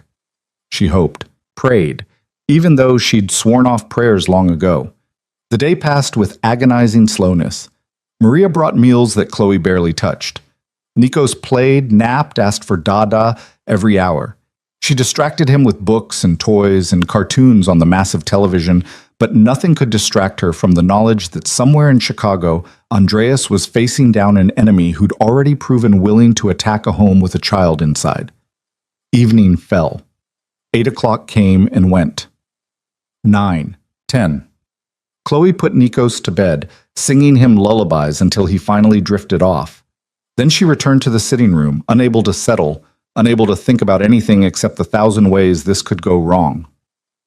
11 o'clock. Her phone buzzed. A text from Andreas. 3 words. It is done. Relief flooded through her, so intense it made her dizzy. She typed back, "Are you okay?" "I am unharmed. Returning now. 1 hour." She waited in the sitting room, curled on the sofa, watching the minutes tick past. At 12:17 a.m., she heard vehicles in the drive, heard footsteps on the stairs, heard Andreas's voice speaking quiet Greek to someone. Then he was there, standing in the doorway, still dressed in black, looking tired but whole. Alive. Chloe was across the room before she could stop herself, checking him for injuries with hands that shook.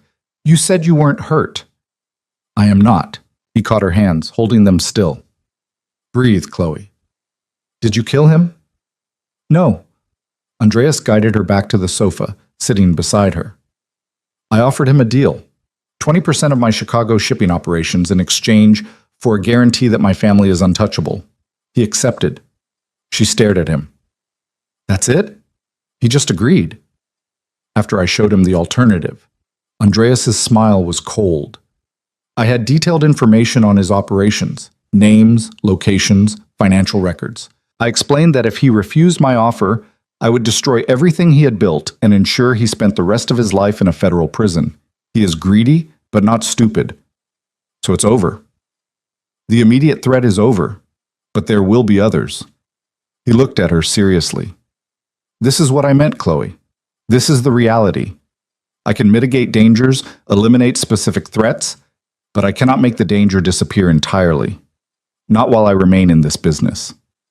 "Then leave the business." Andreas laughed, the sound harsh. "You think it is that simple? I have spent 20 years building what I have. I employ thousands of people. I have agreements with organizations that do not accept resignations." He shook his head. "I cannot simply walk away. Not without consequences that would be far worse than any threat Papadakis posed." "So we're just supposed to live like this? Always looking over our shoulders? You are supposed to live protected, comfortable, and safe. That is what I can offer. That is what I am offering." Andreas turned to face her fully. "I know it is not what you wanted.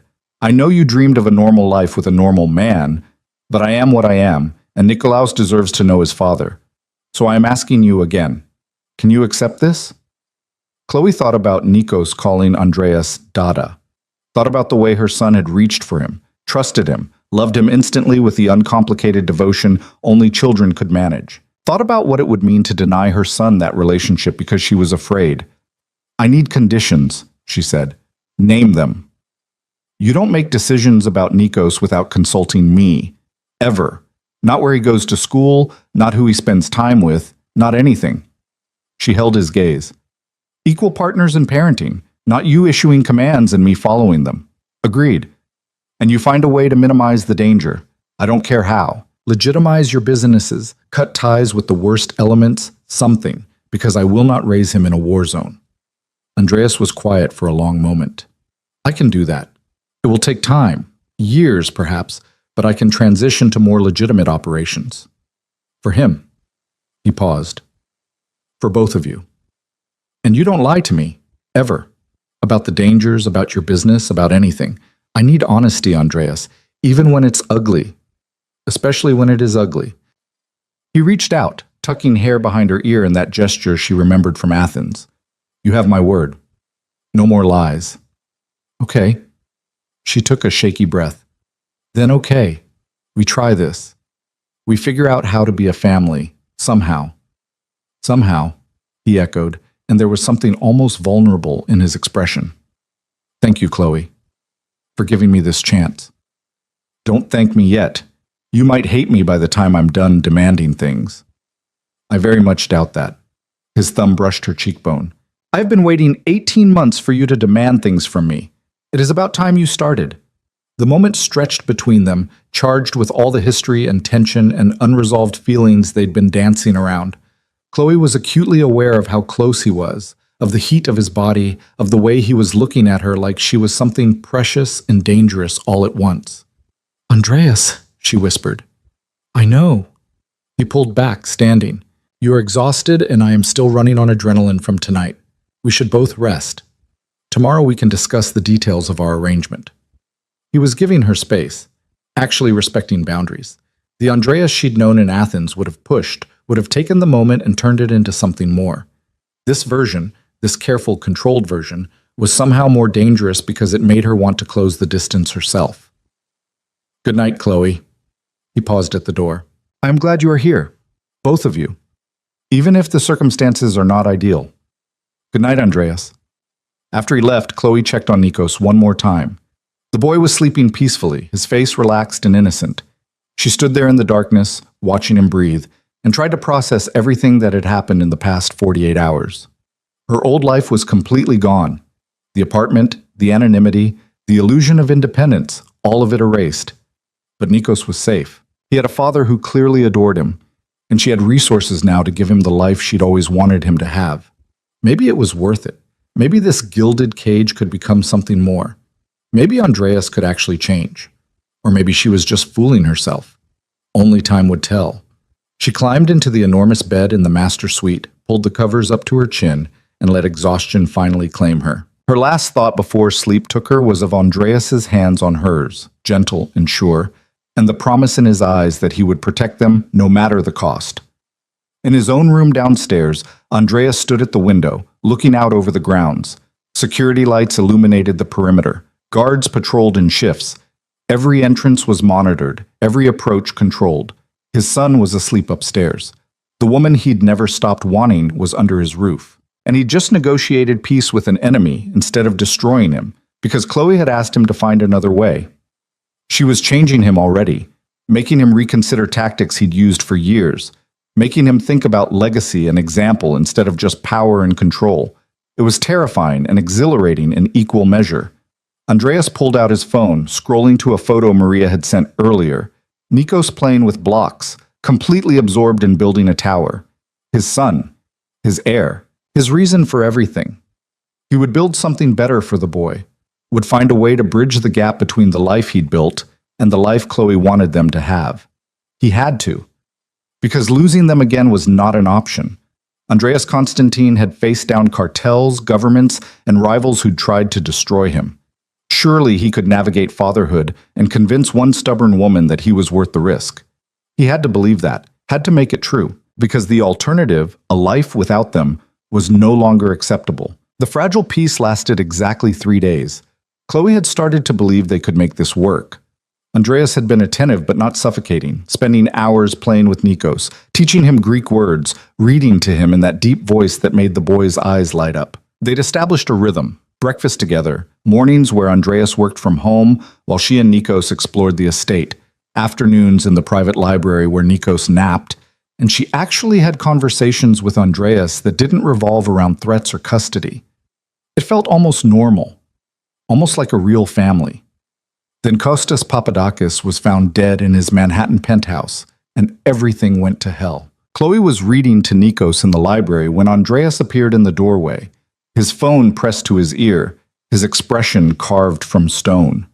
He was speaking rapid Greek, his tone clipped and dangerous. She recognized that mode, Business Andreas, the version of him that ran an empire and destroyed obstacles. He ended the call, looking at her with eyes that held too many calculations. "What happened?" she asked, even though she wasn't sure she wanted to know. "Papadakis is dead, shot 3 times in his own home. His security disabled, his safe emptied." Andreas moved into the room, his movements controlled but tense. It was made to look professional, clean. Chloe's stomach dropped. "You said you made a deal with him." "I did." "Then who killed him?" That is the question everyone is asking. Andreas crouched beside Nikos, who immediately abandoned his book to climb into his father's lap. And unfortunately, I am the most obvious suspect. "But you didn't do it." No, but I am one of perhaps 5 people with the resources and motivation to have him killed. He stroked Nikos's hair absently, his mind clearly working through scenarios. The timing is deliberate. Someone wants it to look like I violated our agreement. Why would someone do that? To start a war. Andreas looked at her over their son's head. If Papadakis's organization believes I killed him, they will retaliate. If my people believe they are being framed, they will strike preemptively. Either way, violence erupts, and someone benefits from the chaos. Chloe felt ice spreading through her veins. So what do? We prove I did not do it, and we find who did. He stood, lifting Nikos with him. But first, I need to move you both again. The compound is secure, but if this escalates, no. Chloe stood as well, facing him. No more running. No more hiding Nikos in a fortress while you go handle things. If we're doing this, if we're really trying to be a family, then we do it together. Chloe, this is not a game. If Papadakis's people think I killed him, then convince them you didn't. She lifted her chin. You said you wanted honesty. You said we'd be partners in parenting. Well, I'm saying our son doesn't need to grow up thinking his father's solution to every problem is to hide him away like a dirty secret. He needs to see you handle this, needs to see you fix it without violence. Andreas stared at her like she'd suggested he walk naked through Times Square. You want me to bring you into a meeting with people who may very well try to kill me. I want you to show them you have a family, that you have something to lose, that you're not just some ruthless criminal who'd break an agreement 3 days after making it. Chloe moved closer. Use us, Andreas. Not as leverage, but as proof that you've changed, that you're trying to build something legitimate.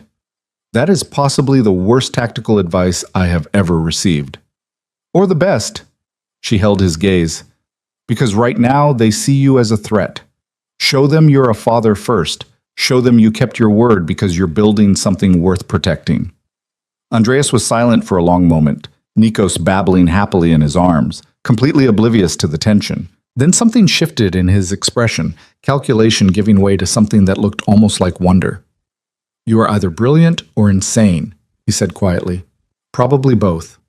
Chloe reached out, touching Nikos's hand. But I'm right, and you know it. Your world operates on power and fear.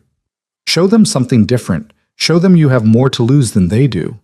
If this goes wrong, then we face it together, as a family. She forced strength into her voice she didn't entirely feel. Isn't that what you wanted?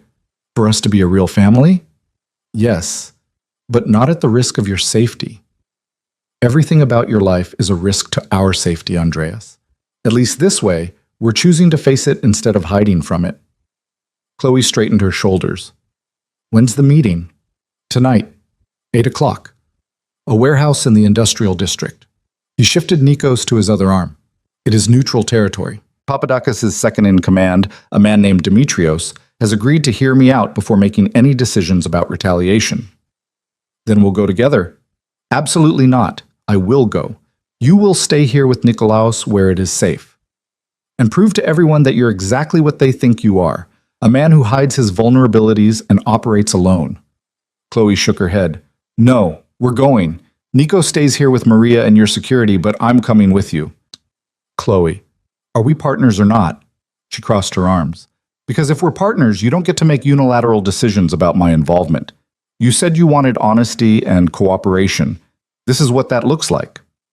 Andreas looked like he wanted to argue, looked like he wanted to lock her in the compound and handle this his way. But then Nikos patted his face, saying "Dada," with perfect trust, and something in Andreas's expression crumbled. You will stay behind me at all times, he said finally. You will not speak unless I indicate it is safe to do so. You will wear a vest, and if I tell you to run, you run. No arguments. Agreed. I mean it, Chloe. If this goes badly, you do not try to help me. You do not try to be brave. You get out and you get back to Nikolaos. Okay. She swallowed hard. Okay. Andreas handed Nikos to her, then pulled out his phone, already making calls. She listened to him switch between Greek and English, arranging security, coordinating logistics, preparing for every contingency. This was Andreas Constantine in his element, commanding, strategic, 3 steps ahead of everyone else. But when he looked at her and Nikos, Something in his eyes softened, just for a moment. Just enough for her to see that beneath the calculated exterior was a man terrified of losing what he'd just found. The hours before the meeting passed in a blur of preparation. Maria fussed over Nikos, preparing his dinner early and setting up a mountain of activities to keep him occupied. Andreas's sister Elena called from Athens, her voice sharp with concern even through the phone's speaker. "You are being reckless, Andreas," she said in English, presumably for Chloe's benefit. "Taking the mother of your child into a hostile meeting? Have you lost your mind?" "Possibly." Andreas was strapping on a shoulder holster, checking his weapon with practiced efficiency. But Chloe made a valid point. "They need to see that I have changed, that I am not the same man who would have eliminated Papadakis without hesitation. And if they decide to eliminate you instead, then you become Nikolaos's guardian, as we discussed. The papers are already filed." Andreas glanced at Chloe. "But I do not intend to die tonight." "You never intend to die, brother, yet you consistently put yourself in situations where death becomes a distinct possibility." Elena's sigh was audible across the miles. "At least tell me you have adequate security." 12 men, all armed, all loyal. Andreas finished with the holster, shrugging on a jacket to conceal it. "Chloe will be protected." "Chloe should be here with me in Athens, where it is actually safe." "Chloe is standing right here and can hear you," Chloe interjected. "And I'm going because someone needs to make sure your brother doesn't solve every problem with violence." Elena laughed, the sound surprised and genuine. "Oh, I like her. Andreas, you have found someone with a spine. Do try not to get her killed." "That is the plan." Andreas ended the call, then turned to Chloe with an expression that was equal parts exasperated and admiring. "You do not have to do this, like—" "Yes, I do." She smoothed down the sweater she'd chosen, soft blue cashmere that looked non-threatening but expensive. Andreas had told her appearance mattered, that she needed to look like someone worth protecting, worth keeping safe. For Nikos. For us. For whatever we're trying to build here. Andreas crossed to her, cupping her face in his hands. "If anything happens to you because of me, because of this life, I will never forgive myself. Then don't let anything happen." She covered his hands with hers. "We do this together. We come home together, and we show our son that his parents are a team. Deal?" "Deal." He pressed his lips to her forehead, the gesture tender and devastating. "But you wear the vest, non-negotiable." The bulletproof vest was lighter than she'd expected, fitting snugly under her coat. Andreas adjusted it with clinical efficiency, his hands impersonal even as his eyes held a storm of emotions. When he was satisfied with the fit, he helped her into the coat, his fingers lingering on her shoulders. "Stay close to me," he said quietly, "and trust that I will protect you." "I do trust you." And she did, she realized. Despite everything, despite the danger and the violence and the impossible situation, she trusted Andreas Constantine to keep her safe. "Let's go." The warehouse was exactly as threatening as Chloe had imagined. Located in an industrial area that looked abandoned even during daylight, it loomed in the darkness like something from a nightmare. Andreas's convoy arrived precisely at 8, the SUVs forming a protective formation around the vehicle carrying her and Andreas. "Last chance to change your mind," Andreas said as they sat in the idling vehicle. "Not changing my mind." Chloe's heart was hammering, but she kept her voice steady. "We do this together." Andreas gave a signal, and his men exited first, establishing a perimeter. Then he stepped out, moving around to open her door with the courtesy of a man escorting his date to dinner rather than leading her into potential gunfire. The warehouse interior was vast and cold, lit by harsh overhead lights that created more shadows than illumination. At the far end, a group of men stood waiting. Chloe counted 8 of them, all dressed in dark suits, all watching Andreas's approach with expressions that ranged from hostile to murderous. One man stepped forward, mid-50s, gray-haired, with the bearing of someone who'd climbed over bodies to reach his position. This had to be Dimitrios. "Constantine." His English was heavily accented. "You bring woman to business meeting. This is insult." "This is my family." Andreas kept Chloe slightly behind him but didn't hide her. "Chloe Hughes, the mother of my son. Chloe, this is Dimitrios Stavros, who was Kostas Papadakis' second in command." Dimitrios' eyes flickered to her, assessing and cold. "You think pretty face makes us forget you killed Kostas?" I did not kill Costas. Andreas's voice was steel. I made a deal with him 3 days ago. A deal that benefited both of us. I had no reason to break it. You had every reason. You are Andreas Constantine. You do not share power. You do not make deals that last. Demetrios stepped closer, his men moving with him. Costas was weak to trust you. We will not make same mistake. Then you are making a different mistake. Andreas didn't retreat, didn't flinch, because I did not kill him. But someone wanted you to think I did. Someone who benefits from a war between our organizations. Who? The question was skeptical, dismissive. That is what we should be asking together. Andreas pulled out his phone, displaying something Chloe couldn't see. This is security footage from my compound, time-stamped from the night Costas was killed. I was there, with my son, with Chloe. I did not leave. Demetrios took the phone, studying the screen with narrowed eyes. His men crowded around, watching. The silence stretched, tense and dangerous. This could be fake, Demetrios said finally. It could be, but it is not. Andreas reclaimed his phone. I also have the location data from my vehicles, communications logs showing I made no calls to any of my people that night, and testimony from 12 security personnel who will swear I never left the compound. Witnesses can be bought. So can assassinations. Andreas's patience was clearly wearing thin. Think, Demetrios. I had a deal with Costas, a deal that gave me what I wanted without the cost of a war. Why would I throw that away 3 days later?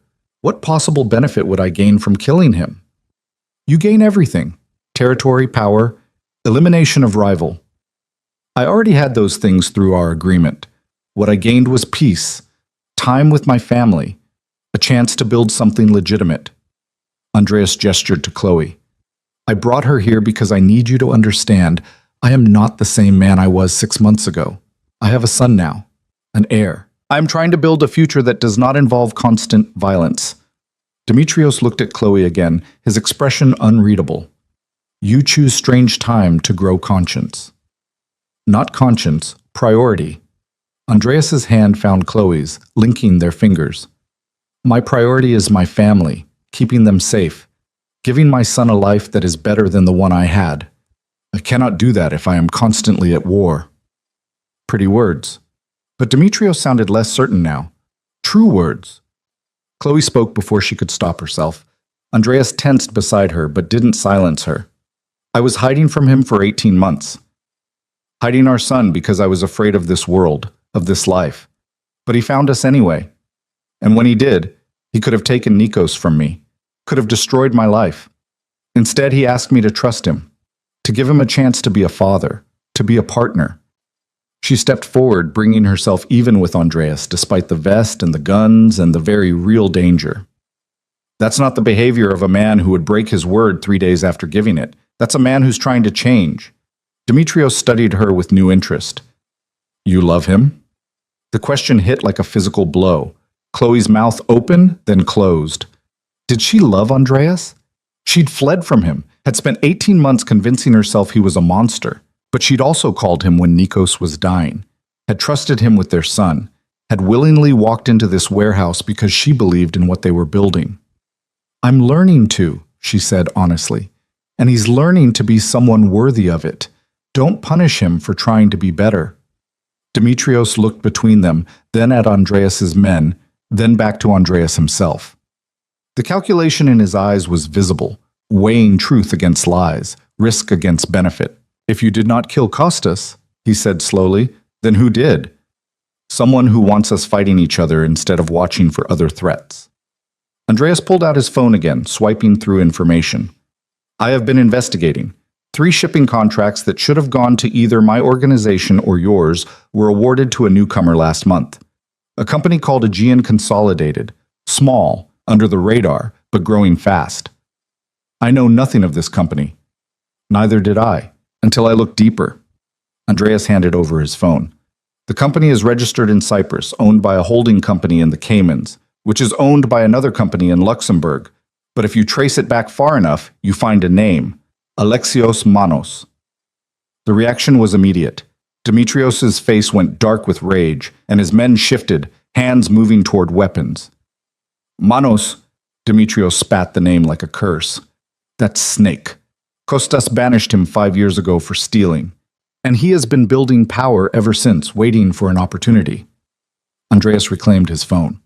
What better opportunity than to eliminate Kostas and have me blamed for it? He triggers a war, we destroy each other, and he moves in to claim the territory we leave behind. Demetrios was silent for a long moment. Then he turned to his men, speaking rapid Greek. An argument broke out, voices raised, hands gesturing. Chloe pressed closer to Andreas, suddenly very aware of how many guns were in this room. Andreas's hand tightened on hers. "It is all right," he murmured. "They are debating, not threatening." "How can you tell?" "Because if they were going to shoot us, they would have done it already." He said it so calmly that Chloe couldn't tell if he was serious or trying to keep her from panicking. Finally, Demetrios held up a hand, silencing his men. He turned back to Andreas, his expression still hard but less murderous. "We do not trust you, Constantine, but we do not trust Manos either." He crossed his arms. "We will investigate your information.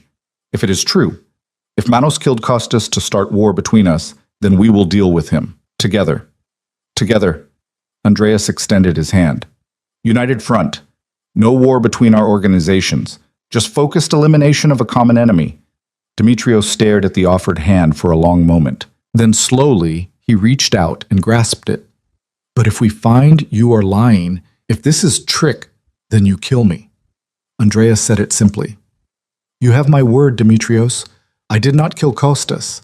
I will help you prove who did, and when we find Manos, we will make sure he never threatens either of us again." "Deal." Demetrios released his hand. "But she stays away from this. The woman and your son. They do not involve in business." "Agreed." Andreas pulled Chloe back toward his side. "They are family. They remain protected and separate." Demetrios nodded once, then turned and walked away, his men following. Within moments, the warehouse was emptying, the threat dissolving as quickly as it had formed. Andreas waited until they were alone except for his own security before he moved. Then he pulled Chloe against him, his arms coming around her with desperate strength. "That was the most terrifying and impressive thing I have ever witnessed," he said into her hair. "Do not ever do it again." "You're the one who brought me here." "No, you insisted on coming, and then you spoke when I specifically told you not to, unless it was safe." "It was safe enough." Chloe pulled back to look at him. "Did it work? Did we convince them?" "You convinced them." Andreas cupped her face. "That part about learning to love me. Was it true, or were you playing to the audience?" Chloe's heart raced. This was the moment. The choice. She could deflect, could claim it was just strategy, could maintain the walls she'd built. Or she could be honest, could admit the truth that had been growing since the moment she'd called him for help. "It was true," she whispered. "I'm terrified of it. But it's true."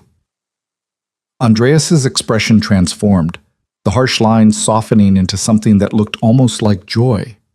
"I have loved you since the night we met in Athens. Since you looked at me like I was just a man, not a monster or a meal ticket or a threat, just a man who interested you."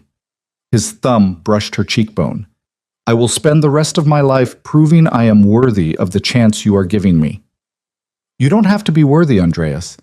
You just have to be honest and present and willing to try." "I can do that." He leaned his forehead against hers. "For you. For Nikolaos. For us." They stood there in the empty warehouse, holding each other, building something fragile and real out of fear and trust and desperate hope. Outside, Andreas's men waited.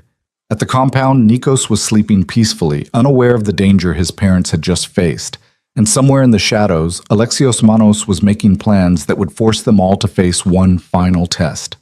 But for now, in this moment, Chloe let herself believe that maybe they could actually make this work. That maybe love could exist alongside danger. That maybe Andreas Constantine could be both a father and a criminal, both tender and ruthless, both the man who'd terrified her and the man she was learning to trust. "Take me home," she said quietly. "I want to see our son." "Home," Andreas echoed like he was testing the word, like it was something new and precious. "Yes, let us go home." The drive back to the compound was quiet, both of them lost in thought. But Andreas never let go of her hand, his thumb tracing absent patterns on her skin. And when they finally arrived, When they climbed the stairs together to check on Nikos, they stood side by side looking down at their sleeping child with matching expressions of wonder and fierce protectiveness. "We're going to make this work," Andreas said softly. "Whatever it takes, however long it takes. We will build a family." "We already are," Chloe replied. "We just have to stop fighting it." And for the first time since she'd fled Athens, she believed it might actually be true. 3 months later, Chloe woke to find Andreas's side of the bed empty again. It had become a pattern she both resented and understood. He would hold her through the night, their bodies fitting together with an ease that felt inevitable, and then disappear before dawn to handle the endless demands of his empire. She'd stopped asking him to stay. He'd stopped apologizing for leaving.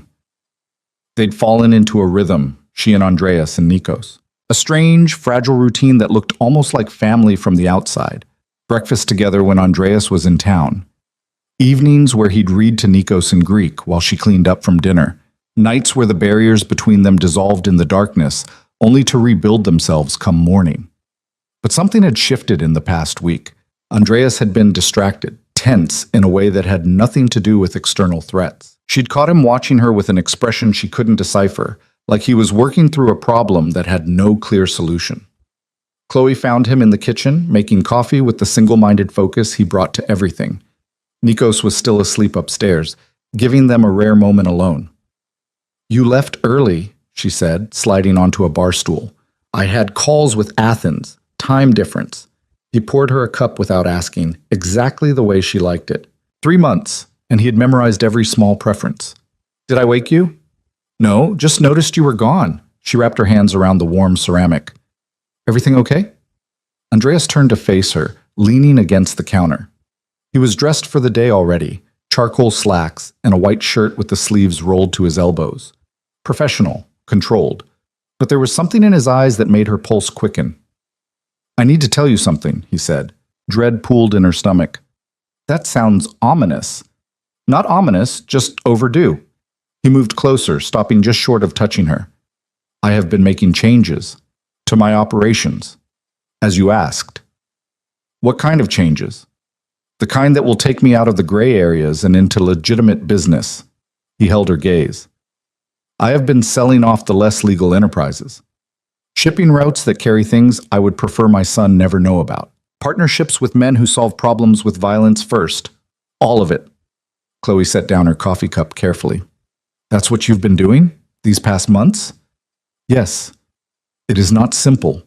There are obligations, agreements that cannot be broken without consequences. But I have been navigating them, carefully, slowly, so that when Nikolaos is old enough to ask what his father does, I can tell him the truth without shame." "Andreas," her voice caught, "that's your entire empire." "No, that is the rotting foundation of my empire. I am rebuilding it into something better, something sustainable." He reached out, tucking hair behind her ear in that gesture that had become achingly familiar. "Something worthy of you both." "Why didn't you tell me?" "Because I needed to be certain I could actually accomplish it before I made promises I could not keep." His thumb brushed her cheekbone. "I do not make empty gestures, Chloe. When I commit to something, I see it through, and I'm committed to this. To being the man you need me to be." She wanted to believe him, wanted it so badly it hurt. But fear had its claws in deep. "And if your enemies see this as weakness, if they come after us again, then I will handle them, but not with the methods I used before." Andreas's expression hardened. "I am not abandoning my strength, Chloe. I am redirecting it. There is power in legitimacy, influence that comes from being untouchable by law rather than operating outside it. That is what I am building now." "How long will it take?" "I am nearly finished. Another month, perhaps 2, and the transition will be complete." He paused. "And then, I want to marry you." The words hit her like a physical blow. "What?" "Marry me. Make this official. Give Nikolaos a family that exists on paper as well as in practice." He said it calmly, like he was discussing business terms instead of proposing marriage. "I have waited 3 months to ask. I wanted to prove I could change first." "Andreas, I can't. We're not. This isn't." She struggled to find words. "You can't just announce you want to get married like you're scheduling a meeting. Why not? I know what I want. I want you. I want our son. I want to build a life that does not require running or hiding or making impossible choices. He moved closer, bracketing her with his arms against the counter. Tell me you do not want the same thing. Of course I want it, but wanting something and it being possible are two different things. What is impossible about it? His voice dropped to something intimate, dangerous. We already live together. We already share a bed. We already raise our son as partners. The only thing missing is the legal recognition and the promise that we will continue doing so. The promise terrifies me. The confession came out raw. Because what if you can't actually change? What if 6 months from now you're back to making deals with criminals and I'm trapped in a marriage I can't escape? Then leave. Andreas said it simply. I told you 3 months ago, I will not force you to stay. If I fail, if I become the man you fear, then you walk away, and I will not stop you. You also said you'd fight me for custody. That was before. His hand settled on her hips, grounding. Before I understood what you were trying to protect him from. Before I realized that being a father means putting his needs above my pride. If you truly believe he would be better off away from me, I will not fight you. He paused, his gaze intense. But I am betting everything that you will not want to leave, that what we are building together is stronger than your fear. Chloe's breath caught. This was Andreas at his most dangerous, not threatening, not controlling, but utterly sincere, laying himself bare in a way she'd never seen from him. I need time, she whispered. Take it. He pressed his forehead to hers. But know that I am not going anywhere. Know that every day I wake up and choose you, choose him, choose this life we are building, and I will continue choosing it until you believe me. The sound of small feet padding down the hallway broke the moment. They separated just as Nikos appeared in the doorway, his dark hair sticking up in all directions, clutching his stuffed elephant. Mama, Dada, hungry. Andreas smiled, the transformation instantaneous. Come here, little one. Let us see what we can make for breakfast. The rest of the morning unfolded with comfortable domesticity. Andreas made scrambled eggs while Chloe cut fruit. Nikos sat at the table, chattering in his mix of English and Greek words, completely oblivious to the tension still humming between his parents. But Chloe couldn't stop thinking about Andreas's proposal, about the changes he claimed to be making, about the life he was offering. She wanted to believe it was possible, wanted to trust that he could actually transform himself from the ruthless kingpin she'd fled to the partner she needed. But trust was a fragile thing, and Andreas had spent their entire relationship being exactly what she'd feared. Until now. Until these past 3 months where he'd been patient, present, and genuinely trying to be different. The week passed in careful normalcy. Andreas continued his mysterious calls and meetings. Chloe enrolled Nikos in a music class at a nearby community center, one of the first times she'd ventured beyond the estate's walls. Andreas had insisted on security, but he'd kept it discreet, just 2 men who looked like ordinary parents waiting for their own children. She was starting to see how this could work, how they could build something real within the framework of his world. It wasn't the life she'd imagined, but it was more than she'd thought possible. Then everything exploded. Chloe was giving Nikos a bath when Maria appeared in the doorway, her usually composed expression cracked with urgency. Ms. Hughes, you need to come downstairs, now. What's wrong? Just come, please. Maria's tone left no room for argument. Chloe lifted Nikos from the tub, wrapped him in a towel, and carried him downstairs.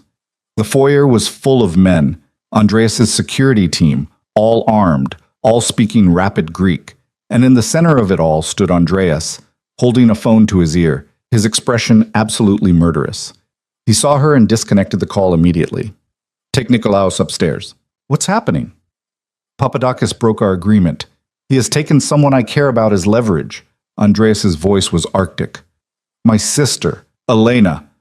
The blood drained from Chloe's face. Oh my God! He is demanding I surrender my Chicago operations completely, all of them, and he wants me to come to New York personally to negotiate. Andreas's hands clenched into fists. It is a trap. He knows if he can eliminate me, everything I have built falls apart. Then don't go. Chloe shifted Nikos higher on her hip, the boy picking up on the tension and whimpering. Call the police, the FBI, someone. And tell them what? That my criminal associate has kidnapped my sister as part of a business dispute? Andreas laughed bitterly. They would arrest us all. Elena would die before they could mount a proper response. So what are you going to do? He looked at her, and she saw the calculation happening behind his eyes. Saw him weighing options, running scenarios, planning something that would probably get him killed. I'm going to get my sister back. Andreas, no. I do not have a choice, Chloe. She is family. She is innocent in all of this. I will not let her suffer for my decisions. He moved toward her, cupping her face with both hands. I need you to stay here. Keep Nikolaus safe. If I do not return, stop. She cut him off, tears burning her eyes. Don't you dare give me the "if I don't return" speech. Not now. Not when I'm finally starting to believe this could work. Then believe this. I will come back. I will end Papadakis. I will save Elena, and I will come back to you and our son. He kissed her forehead, her cheeks, her lips. Quick, fierce kisses that tasted like desperation. Trust me. I do. The realization hit her like lightning. She did trust him, completely. But I also know you're about to do something incredibly stupid and dangerous, and I'm terrified. Then be terrified, but also have faith. He pulled back, already shifting into the cold, controlled version of himself that handled crises. I leave in 1 hour. Maria knows what to do if things go wrong. They're not going to go wrong. Chloe grabbed his arm. Because I'm coming with you. Absolutely not. Yes, absolutely yes. She set Nikos down, the boy immediately running to Andreas and clutching his leg. You need leverage of your own. You need something that makes Papadakis hesitate, and I'm that something. Chloe, I will not risk you. You're not risking me. I'm choosing to come. She met his eyes steadily. You said we're partners now. Equal partners. So let me be your partner in this too.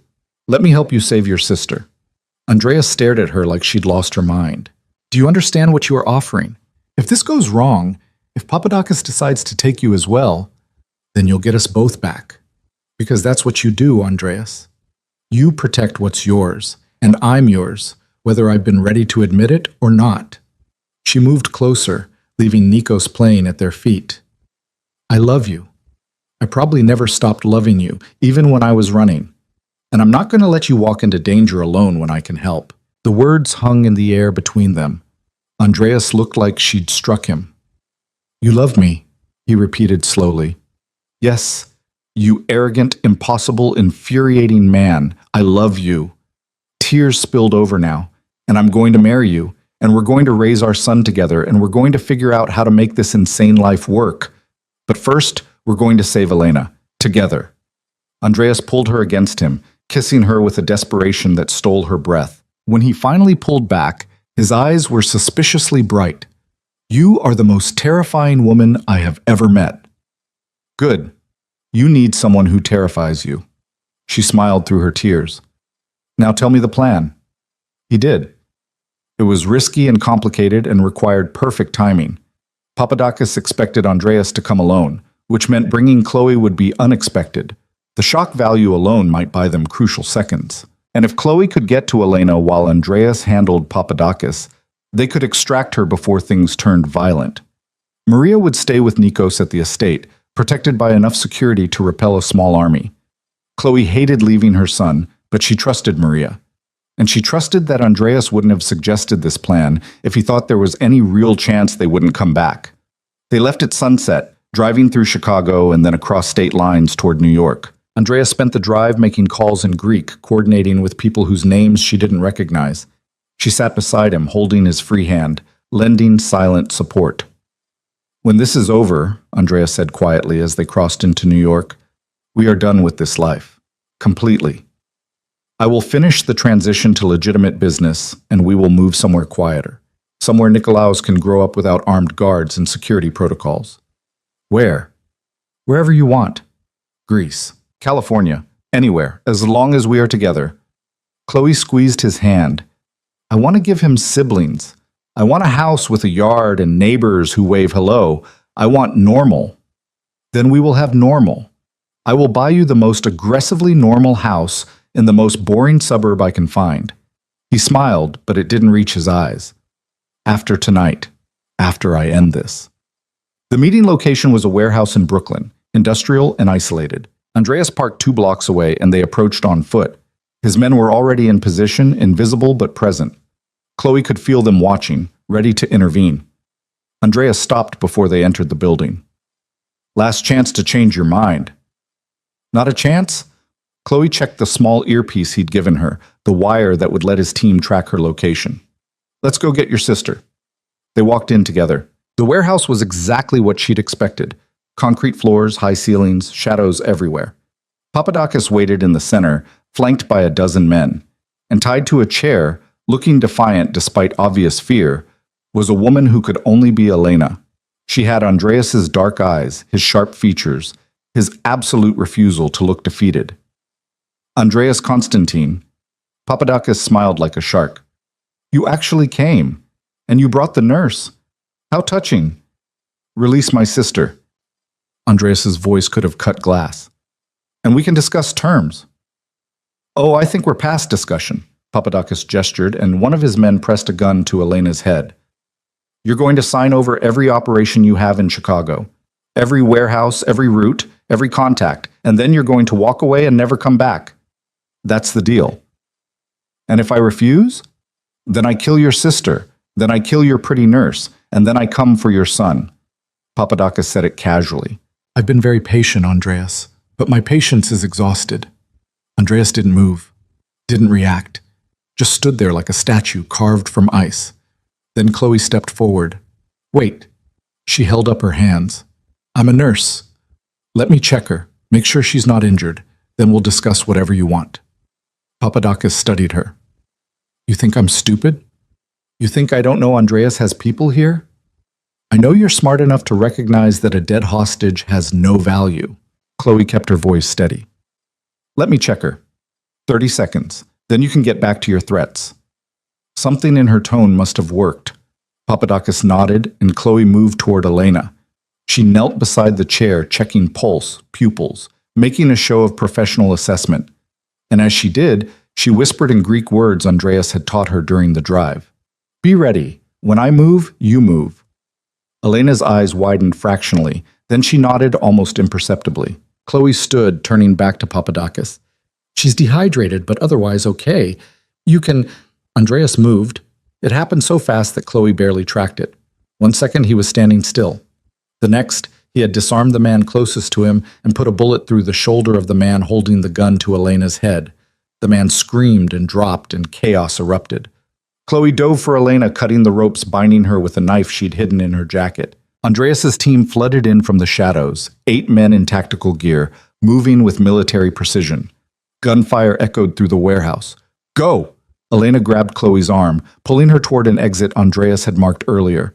They ran, Elena limping but moving fast, heading for the side door where one of Andreas's men waited with a vehicle. Behind them, Chloe heard Papadakis shouting, heard Andreas's cold voice responding with words she couldn't make out. Then more gunfire, and her heart stopped. They burst out of the warehouse into cold night air. The SUV was there, engine running. Elena practically threw Chloe into the back seat before climbing in herself. Drive, Elena commanded, in accented English.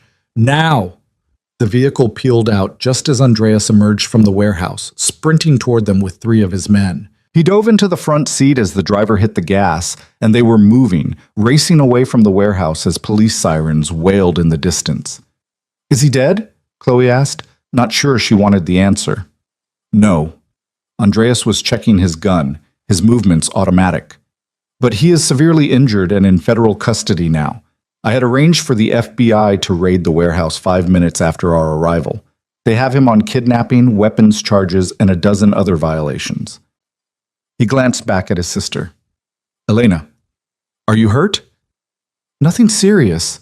Elena's voice was shaky but strong. You took your time, brother. I was being thorough. He twisted in his seat to look at Chloe. You were magnificent. I was terrified. She grabbed his hand, needing the contact. Don't ever make me do that again. Never. I swear it. He brought her knuckles to his lips. We are done with this world, Chloe. Completely done. After tonight, I walk away from all of it. Can you actually do that? Elena asked. Just walk away? I already have. This was the last thread. Andreas's smile was grim. Papadakis is in custody. The FBI will offer him a deal, testify against the other organizations, and he gets protective custody instead of life in prison. He will take it, and in doing so, he will destroy what remains of the network I used to be part of. You planned this. Chloe stared at him. The whole thing. You knew he would come after Elena. I suspected he might, so I prepared. I had the FBI ready. I had contingencies in place. He met her eyes. I told you I would end this. I meant it. The drive back to Chicago took hours. Elena slept in the back seat, exhausted from her ordeal. Chloe stayed awake, watching the landscape blur past, holding Andreas's hand like a lifeline. I meant what I said, she told him, as dawn started to break. About loving you. About marrying you. I know. He brought her hand to his lips again. And I will spend the rest of my life proving I am worthy of it. You already have. They arrived at the estate as the sun was rising, bathing everything in gold light. Maria met them at the door with Nikos, who'd just woken up. The boy took one look at his parents and started babbling excitedly, reaching for both of them. Andreas took his son, holding him close, and Chloe wrapped her arms around them both.